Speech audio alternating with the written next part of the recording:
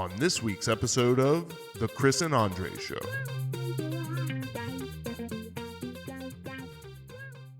Video games.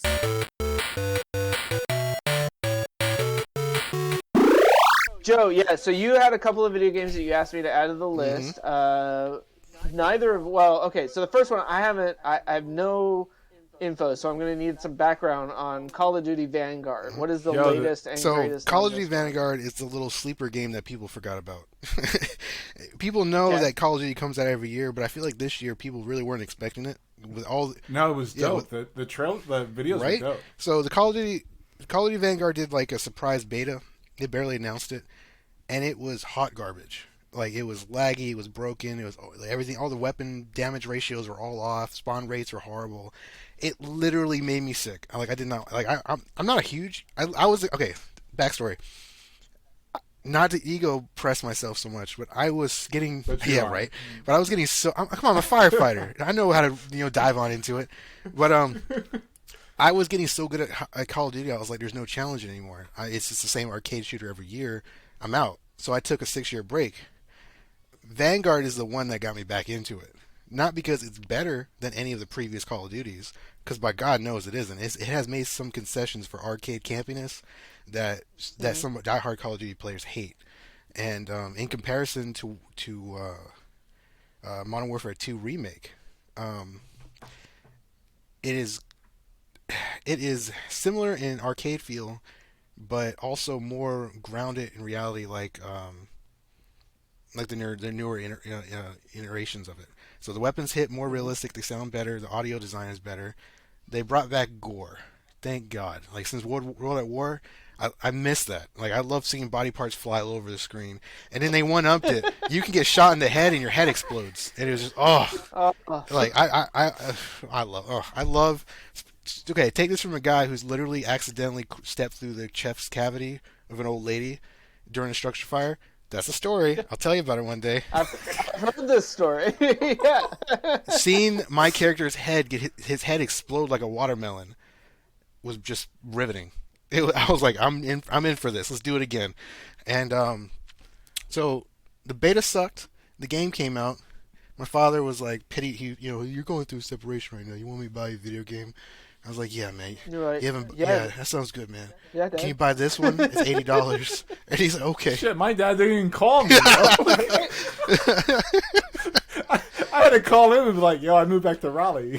He was like clueless. Hey, man, it's not much of a flex because my father didn't talk to me. I've been married for 8 years. He didn't talk to me. As soon as I told him I was getting married, he stopped talking to me. As soon as I told him I'm getting divorced, hey, how you doing? Well, how you been doing? So I was like, yeah, buy me a video game.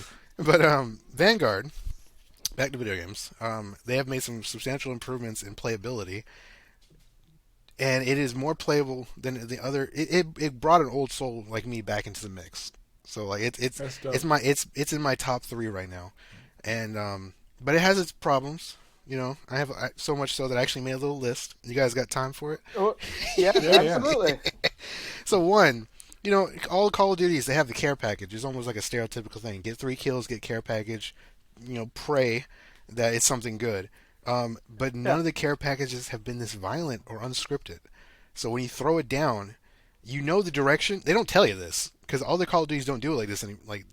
The first time you had care packages, depending on the direction you were standing, that's the direction the plane was coming in. So you can play it off that way for your best advantage. Then they made it where no matter what, the care package is coming straight down. Well, they backfired on all that. Now they give you the worst of both.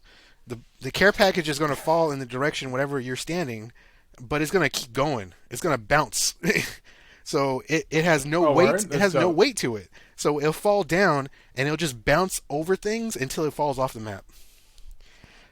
And it frustrates me so much. Like, I have to go into a corner, stand in a corner, throw it straight down, and just hope it doesn't kill me. Because it will kill. It doesn't. Because that's the thing. Drive me nuts. Because that's the thing. Like, I used to sit there and call for the care package, and then it would land out of bounds. Right. You know how for a while there, they were very gentle with it. It would get a nice parachute, and you could shoot the parachute, and it'll drop down quicker. There's no parachute down there. This is some asshole on the back of a plane throwing it out. Like, take it. And the first time I didn't know that, and I looked up, and I'm like, what the hell is it? Bam! Right out. It just took me right off the damn map. and you know, and a lot of these maps are more, I guess, realistically designed, so there's no artificial borders to stop you from going off of them. So Right. and there's also no like clue that you're about to go off bounds. So if you're not paying attention, you'll jump that fence straight off a cliff or straight into the water. Sure. Like I spawned, backed up just to look up to see if the UAV was there, fell into the water and died. I'm like, oh, okay. So that brings us over to spawn points. There are none. It throws you wherever the hell it's going to throw you. Like there's a generic system. If a majority of the players Right. on one side will throw you on this side. But I've been spawned directly on top of the flag for an enemy flag. I'm playing, I die, and I spawn directly on top of the flag.